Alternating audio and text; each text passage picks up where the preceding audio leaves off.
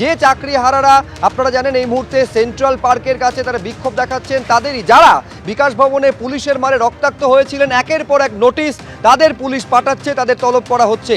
দুজন এরকম পরিচিত মুখ, একজন মেহবুব মণ্ডল এবং অন্যজন অমিত রঞ্জন ভূঁইয়া, দুজনকে তলব করা হয়েছে বলে জানা যাচ্ছে।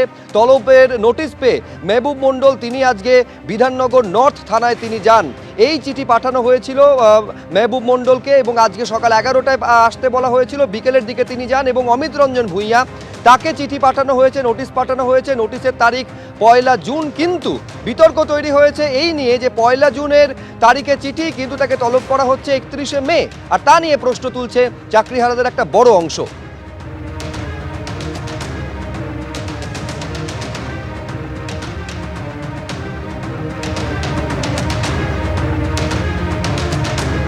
বিধাননগর উত্তর থানায় ঢোকার মুখে মেহবুব মণ্ডল তিনি কি বললেন শোনাবো। কি ডাক মানে ডেকেছেন আমি এখনো তো জানি না, ওনারা কি জিজ্ঞাসা করবেন, কি উদ্দেশ্যে আবার নতুন করে ডেকেছেন সেটাও জানি না। যদিও হাইকোর্ট অলরেডি বলে দিয়েছেন, একটা অর্ডার অলরেডি সেই সময় দিয়েছেন। জিজ্ঞাসাবাদের জন্য আগের দিনই বলেছিল যদি প্রয়োজন হয় আবার ডাকবো, আজকে আবার ডেকেছেন।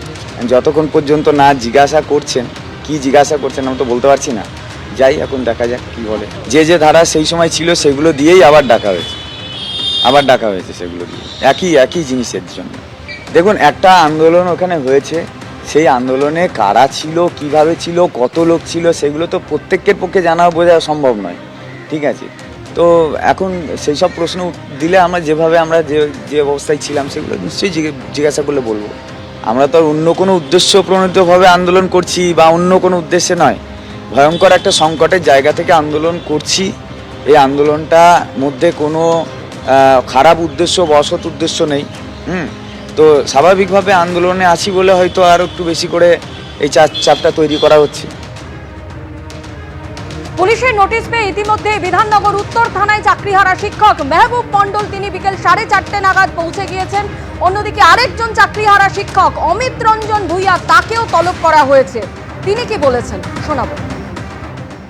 যদিও বিভ্রান্তিকর, তবুও যে বিষয়গুলো এখানে উঠে এসছে সেইগুলো সর্বদা সত্য নয়। কিন্তু আমরা চাকরিহারা হয়ে আজকে যে যন্ত্রণায় ভুগছি, তারপরে প্রশাসন এইভাবে যদি আমাদেরকেই আবার হেনস্থা করছে এবং আমাদের উপরেই এই ধরনের বিভিন্ন রকম ডেকে এরকম ডাকছে, এটা জানি না কি ধরনের কি করতে চাইছেন ওনারা। তো আমি আইনজীবীর সঙ্গে পরামর্শ করছি, দেখি কি করা যায়। কোন অভিযোগে? তো ওই যে সরকারি আধিকারিককে হুমকি দেওয়া, আটকানো, এই ধরনের আর কি, এই ধরনের যে অভিযোগগুলো, হ্যাঁ মেবি। কিন্তু আমি লেটারটা আজকে পেয়েছি ওখান থেকে হোয়াটসঅ্যাপে। তারপরে ওটা আপনার ডেট যে ইস্যুতে যে ডেটে ইস্যু হয়েছে সেটা হচ্ছে যে 1/6/2025, আর হাজিরা দেওয়ার হচ্ছে তারিখ হচ্ছে 31/5/2025 বেলা 11টায়। তো আমি বুঝতে পারছি না, তো আমি এখন আইনজীবীর সঙ্গে কথা বলছি, তারপরে জানাবো আপনাদেরকে।